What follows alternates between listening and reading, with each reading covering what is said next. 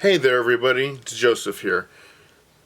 So I have all this time on my hand right now with coronavirus, staying at home orders, and without work for the rest of this month, April. So it gives me more time to make more videos.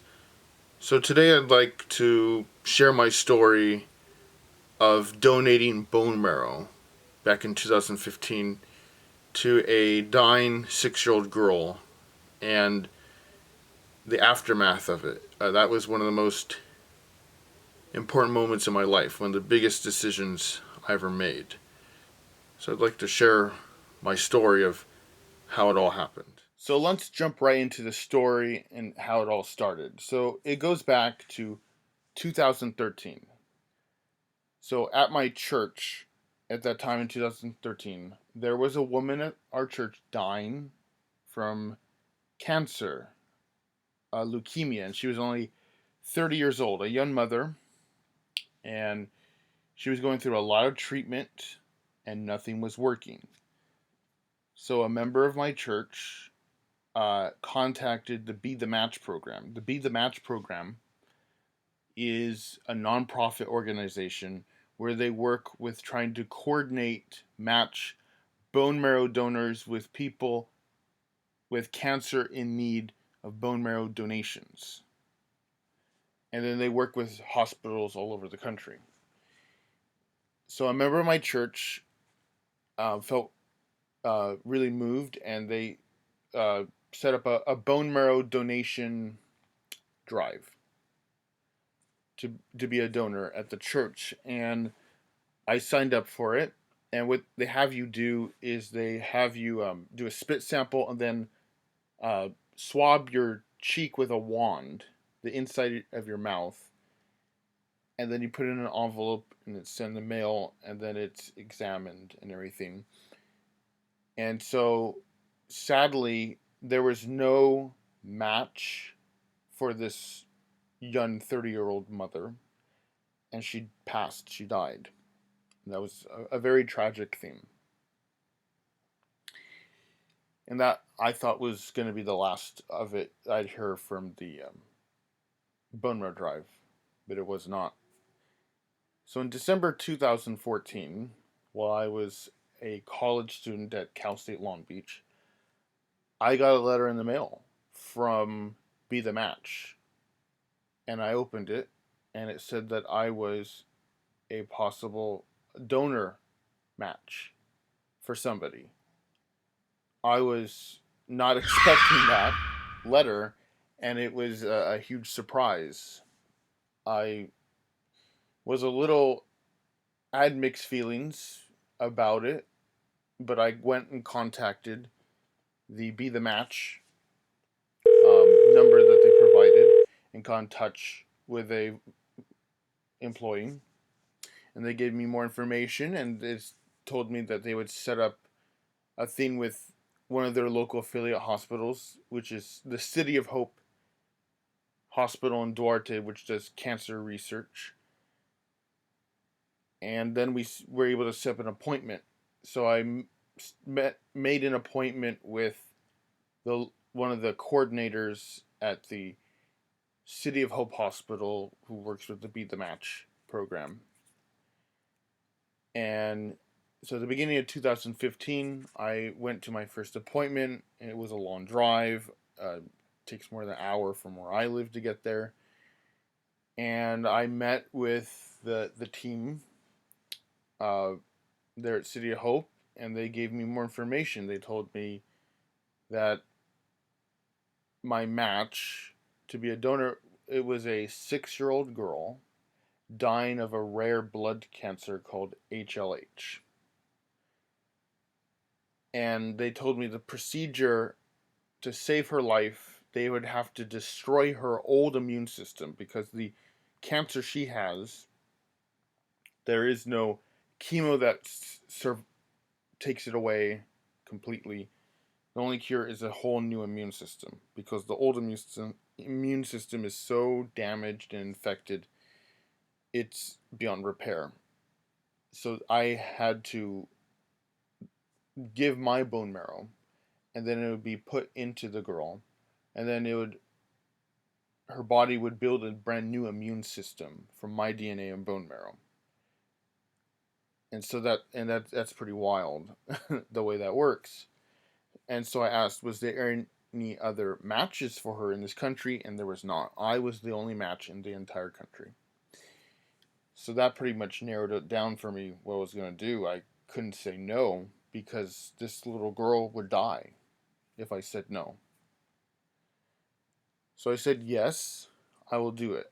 And what we had to do was a lot of tests, blood tests, to make sure I didn't have anything harmful in my blood that could harm or kill the girl. And so after at least 3 blood tests I had to do on different occasions, eventually we set up an appointment to be in April 2015 during the week of my spring break. So then it would work out. I wouldn't have to go to classes while recovering for the first week from the surgery. So when it comes down to the surgery in April 2015, I went with my mom because I would have to have someone drive me home after the anesthesia, after the procedure. So my mom drives me. We had to leave like at 5 in the morning.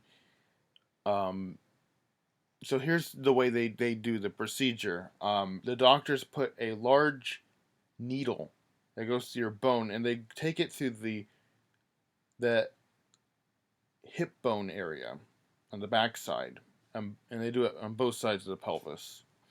And it goes through the bone, the needle, and it sucks out the bone marrow. And they have to suck out enough of the bone marrow liquid that will help restart a whole new immune system for the patient. So the anesthesia, yeah, it put me out fast.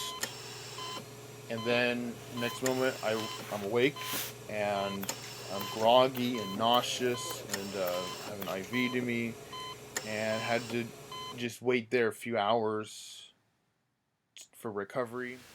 So after the surgery was done, I got a gift bag with a bunch of stuff in it, including T-shirts like this one I'm wearing right now, which is a City of Hope T-shirt. And here's the back view of it. So those were some memorable mementos I got from the surgery. The recovery from the procedure, the first week was the most difficult because you have severe lower back pain because of all the taking out all the bone marrow from your body and that big needle that goes through your hip bone. um yeah, you feel the after effects of it. You Getting in and out of bed hurt. Bending over was impossible. The first week was just painful. It was difficult. I had to keep bandages around my waist for a week, and I couldn't bathe. So after the first week, I was able to take my first bath, and it hurt taking those bandages off, and I still have scars from the procedure. Um, I'd say it only took a month to fully recover from the whole thing. After a month, I was good again. The City of Hope team that I worked with, they called me about once a week for updates on my recovery, which was nice. And then it became every 6 months, and they would also give me updates on the patient, the 6-year-old girl. So they have a rule that you have to wait 1 year after the procedure before you can try to exchange contact info with the patient and their family. And they do that because in case the patient dies, and they don't want you to get too attached to the person in case they die, and that's understandable. So I would get updates to the coordinator. They would talk to the children's hospital in the state the girl was in, and then they would really relay that info to me and tell me the donation took and all that. So when it came to 1 full year in April 2016, The donor coordinator at City of Hope told me that the family, which lives in San Antonio, Texas, would like to get my contact info. So I gave them my phone number and email, and then they gave me that family in Texas's phone number and stuff. And then I was able to make my first phone call, and when I did call them, they were overjoyed to know it was me and to get to hear my voice. And we began discussing how this all started, and it was very emotional. So with this family of this girl, um, we were able to exchange email and then find each other on Facebook, and then we were being able to start sharing photos with each other. And then I finally got to talk to the little girl, Lacey, for the first time too, and that was really emotional to finally get to talk. And so I started also mailing presents for this girl, Lacey, on her birthdays and getting to know her interests like basketball and stuff, and mailing her basketballs and things like that in the mail as gifts. And it didn't stop there because eventually we wanted to meet each other in person someday. And so we finally got to do that in 2019. In February 2019, nearly 4 years after doing the procedure, I worked it out with Lacey and her family, and I was able to fly out to San Antonio, Texas, and spend a week with them. And that was very emotional. I got to meet Lacey and her family in person for the first time. Lacey was 10 years old now and getting to be a big girl. She was very shy with me when she met me because she loved talking with me on the phone, but meeting me in person was a whole nother story.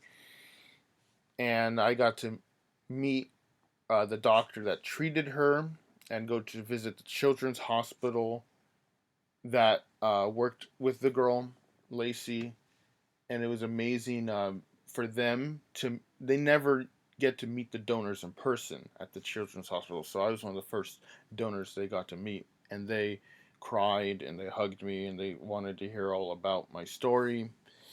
And I got to meet her doctor. He explained more of the procedure and the cancer the girl had, Lacey's cancer, HLH. So HLH is a rare blood cancer that was first diagnosed in the year 1952, and it is a genetics disorder that attacks not just the cells, but it attacks the brain, and the immune system is completely compromised, and the only cure is to destroy the old immune system and give a new immune system.